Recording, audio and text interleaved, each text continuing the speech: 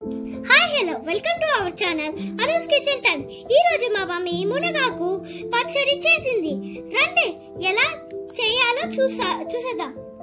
చాలా సింపుల్ గా టేస్టీగా అయిపోతుంది. రెడీయా?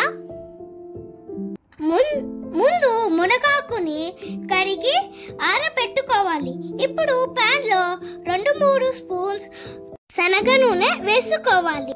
ఇప్పుడు అందులో మునగాకు వేసి 5 minutes ఫ్రై చేయాలి. అవి ఫ్రై అయ్యాక పక్కన పెట్టుకోవాలి.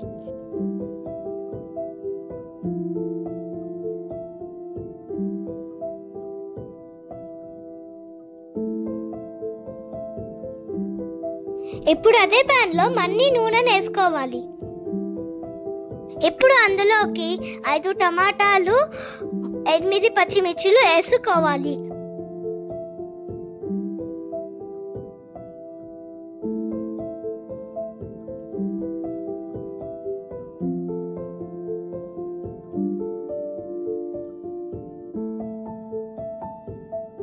దాంట్లో 1/4 గ్లాస్ వాటర్ పోసుకోవాలి.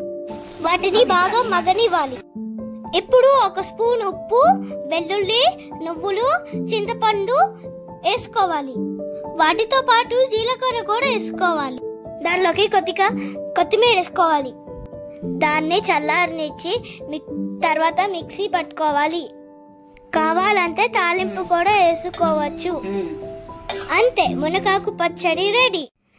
Thank you for watching. Please subscribe our channel. Thank you.